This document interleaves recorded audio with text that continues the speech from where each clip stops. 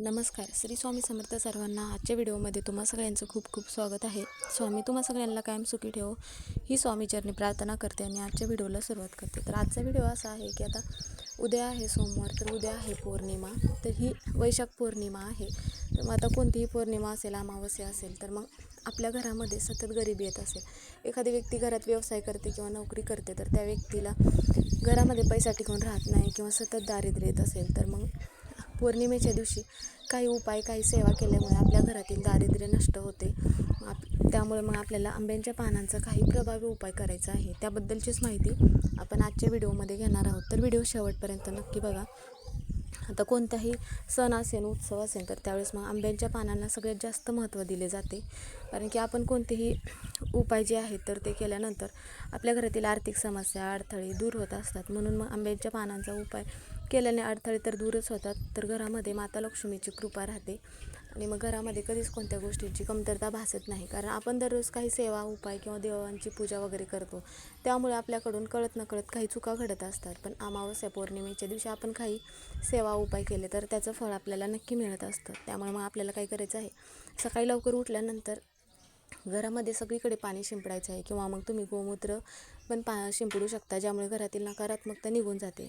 तर घरातील नकारात्मकता निघून गेल्यानंतर मग घरातील असा एखादी तरी व्यक्ती असतो की सतत नकारात्मक बोलत असतो किंवा वाईट वगैरे बोलत असतो, तर त्यावेळेस त्या व्यक्तीमधील हळूहळू का होईना नकारात्मकता दूर होण्यासाठी ज्यावेळेस ती व्यक्ती स्नान करत असेल, तर त्या व्यक्तीच्या अंघोळीच्या पाण्यामध्ये 2 थेंब गंगाजल टाकून हर हर गंगे असं मंत्र म्हणून स्नान करायला सांगायचं आहे. आपल्याला तीर्थ ठिकाणी जाऊन स्नान करणं शक्य होत नाही, म्हणून मग घरीच हा उपाय आपल्याला करायचा आहे. जर तुम्हाला शक्य होत असेल तीर्थ ठिकाणी जाऊन स्नान करणे, तर मग तुम्ही आवर्जून तीर्थ ठिकाणी जाऊन स्नान करू शकता. मग देवपूजा करून घ्यायची आहे. उंबरट्यावरती हळदीचं लेपन करायचं आहे आणि मग हळदीचं लेपन केल्यानंतर माता लक्ष्मीचे पावलं काढायचे आहे. एका पावलामध्ये कुंकू आणि एका पावलामध्ये हळद भरायची आहे. तुळशी मातेपुढं रांगोळी काढायची आहे. जी पण कोणती रांगोळी काढणार असाल त्या रांगोळीमध्ये रंग भरू शकता किंवा तुम्ही हळदी कुंकू पण टाकू शकता आणि तुळशी मातेला दिवा प्रज्वलित करायचा आहे. तुपाचा लावू शकता किंवा तिळाचा किंवा मोहरीच्या तेलाचा लावला तरीही चालेल. ह्या सगळे मग आपल्याला सकाळी सेवा करायची आहेत आणि देव सगळे उजळून घ्यायचे आहेत. आणि नंतर मग आपल्याला 11 आंब्याची पानं धुवून घ्यायची आहेत. आता जी आपण 11 आंब्याची पानं घेणार आहोत तर ती चांगली घ्यायची आहे, अशी खराब झालेली म्हणा किंवा तुटलेली वगैरे न घेता चांगली आंब्याची पानं घ्यायची आहे. आपण कोणताही उपाय, सेवा करत असताना, कोणत्याही वस्तू घेत असताना चांगल्या घेतल्या तर मग त्याचं फळ पण आपल्याला चांगलं मिळत असतं. आणि मग त्यानंतर काय करायचं आहे, 11 लाल फुलं घ्यायची आहेत किंवा तुम्ही मग पांढरी फुलं घेतलात तरीही चालेल. आणि मग नंतर ते जी आंब्याची पानं आहेत धुवून घ्यायची आहेत आणि फुलांवरती गंगाजल असेल तर तुम्ही गंगाजल पण टाकू शकता. आणि एक आंब्याचं पान आणि एक सफेद फूल जे आहे तर ते काय करायचं आहे, अशा पद्धतीचं त्या आंब्यांच्या पानाचं आणि फुलांचं तोरण बनवायचं आहे. आता आंब्याच्या पानांवरती, प्रत्येक पानांवरती कुंकवाने स्वस्तिक काढायचं आहे. स्वस्तिक काढून झाल्यानंतर मग एक पांढऱ्या फुलांचं आणि आंब्यांच्या पानांचं तोरण बनवायचं आहे. तोरण बनवून झाल्यानंतर जे पांढरी फुलं आपण घेतली आहे त्यावरती पण कुंकू लावायचं आहे. हळदी कुंकू लावलात तरीही चालेल. आणि नंतर काय करायचं आहे, ते जे आंब्यांचं पान आहे, जो तोरण आहे, तर ते काय करायचं आहे, देवपूजेपुढं आपल्या देवघरामध्ये माता लक्ष्मीची तर मूर्ती असते. जरी नसेल तुमच्याकडे तर मग काय करायचं आहे, देवघरापुढेच थोडा वेळ त्या आंब्यांच्या पानाचं तोरण ठेवायचं आहे. कारण की माता लक्ष्मीला आंब्यांची पानं सगळ्यात जास्त प्रिय असतात आणि मग आंब्याच्या पानाचं तोरण आपण लावल्यानंतर माता लक्ष्मी आकर्षित होते आणि आपल्या घरावरती माता लक्ष्मीची कृपा राहते. म्हणून मग हे जे तोरण आहे थोडा वेळ ठेवल्यानंतर आपल्या घराचा जो मुख्य दरवाजा आहे तर तिथे हे आंब्याच्या पानांचं तोरण लावायचं आहे.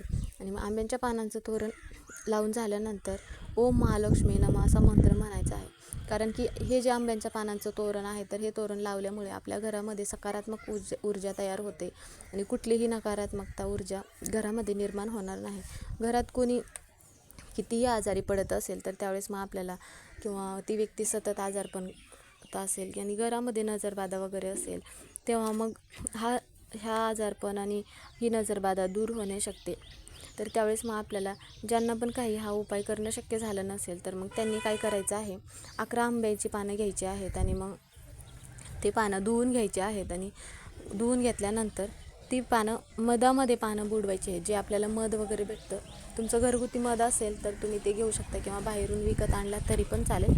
पण ती पूर्ण 11 आंब्याची पानं मध घ्यायचं आहे आणि त्यामध्ये बुडवायचं आहे आणि महादेवाच्या मंदिरामध्ये जायचं आहे आणि घरामध्ये गेल्यानंतर काय करायचं आहे, ती जी आंब्याची पानं आहेत तर ती आंब्याची 11 पानं महादेवाच्या अशोक सुंदरीच्या जागी अर्पण करायची आहे. तर घरातील पैशाच्या समस्या दूर होतात यामुळे, म्हणजेच की महादेवाच्या पिंडीवरती म्हणजेच की अशोक सुंदरीच्या जागी जर हे 11 आंब्याची पानं अर्पण केल्यामुळे घरामध्ये पैशाच्या समस्या दूर होतात. घरात कधीच कोणत्या गोष्टीची कमतरता भासत नाही. माता लक्ष्मीची कृपा आपल्या घरावरती कायम राहते. आता हा उपाय आपल्याला मंदिरात करणं शक्य झालं नसेल तर तुम्ही हा उपाय घरी, तुमच्याकडे शिवलिंग असेल तर तुम्ही हा उपाय घरी पण करू शकता. म्हणजे प्रत्येकाच्या घरी शिवलिंग ही असतेच, म्हणून मग हा उपाय आपल्याला आवर्जून करायचा आहे. आता हा उपाय कोण करू शकतं, तर आता हा उपाय ज्या महिलांना मासिक धर्म असेल तर त्यांना हा उपाय करता येणार नाही.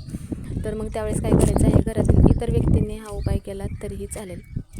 तर घरामध्ये जर सुतक वगैरे असेल तर हा उपाय मग घरामध्ये कोणत्याही व्यक्तीला करता येणार नाही. तर मग हा जो उपाय आहे आंब्यांच्या पानांचा, तर आजच्या दिवशी म्हणजेच की पौर्णिमेच्या दिवशी आवर्जून करायचा आहे, ज्यामुळे आपल्या घरातील ज्या पण काही समस्या आहेत तर त्या दूर होत असतात. त्याचप्रमाणे आपल्याला काय करायचं आहे, संध्याकाळी एक देवघरामध्ये दिवा लावायचा आहे, ज्यामुळे काय होईल की घरामध्ये आपल्या कायम शांतता राहील आणि घरात वाद विवाद असतील तर ते पण दूर होण्यास मदत होते. आता प्रत्येकाच्या घरामध्ये देवघरामध्ये माता लक्ष्मीची मूर्ती असतेच, तर मग त्या मूर्तीपुढं आपल्याला एक दिवा लावायचा आहे. आता आपण देवघरामध्ये तर दररोजच दिवा प्रज्वलित करतो, त्याच्या व्यतिरिक्त एक वेगळा दिवा लावायचा आहे. एक आपल्याला पंती घ्यायची आहे, मग ती पंती स्वच्छ पंती घ्यायची आहे आणि मग त्यामध्ये 2 वात लावायचे आहेत आणि हा दिवा तुम्ही शक्यतो तुपाचाच दिवा लावायचा आहे. आता जर तुमच्याकडे तूप नसेल तर तुम्ही तिळाचा किंवा मोहरीच्या तेलाचा पण दिवा लावू शकता. तर मग हा दिवा आपल्याला देवघरामध्ये लावायचा आहे. मग दिवा लावण्या अगोदर एक प्लेट घ्यायची आहे, त्यामध्ये कुंकू आणि स्वस्तिक काढायचं आहे, त्यावरती थोडेसे अखंड तांदूळ ठेवायचे आहेत आणि मग नंतर तो जो आपण दिवा घेतला आहे तर तो दिवा आपल्याला त्यावरती प्रज्वलित करायचा आहे. दिव्याची पूजा करायची आहे, दिव्याला धूपदीप लावायचा आहे, फुल अर्पण करायचं आहे आणि नंतर मग आपल्या घरामध्ये मुलामुलींच्या ज्या पण काय अडचणी आहेत, घरामध्ये कोणत्या समस्या आहेत त्याबद्दल मग प्रार्थना करायचं आहे. आणि दिव्यामध्ये फुल असलेलं एक लवंग टाकायची आहे आणि मग एक काळी मिरी टाकायची आहे आणि भीमसेनी कापराची एक वडी टाकायची आहे आणि थोडीशी हळद टाकायची आहे. तर ह्या सगळ्या गोष्टी टाकल्यामुळे काय होतं की घरातील नकारात्मकता पण दूर होते, मुलांची नजरबाधा, घरामध्ये वादविवाद होत असतील तर ह्या सगळ्या गोष्टी ज्या आहेत तर त्या दूर होत असतात आणि घरात माता लक्ष्मीची कृपा कायम राहते आणि कधीच कोणत्या गोष्टीची कमतरता भासत नाही. तर म्हणून मग आजच्या दिवशी पौर्णिमा असल्यामुळे हे जे उपाय आहेत तर तुम्ही आवर्जून करा. आपल्या घरामध्ये माता लक्ष्मी कायम टिकून राहील. तर मग आजच्या व्हिडिओतून एवढीच माहिती सांगायची होती. व्हिडिओ कसा वाटला कमेंट करून नक्की सांगा. कमेंटमध्ये श्री स्वामी समर्थ किंवा ओम महालक्ष्मी नमः हे लिहायला विसरू नका. व्हिडिओ पूर्ण बघितल्याबद्दल धन्यवाद.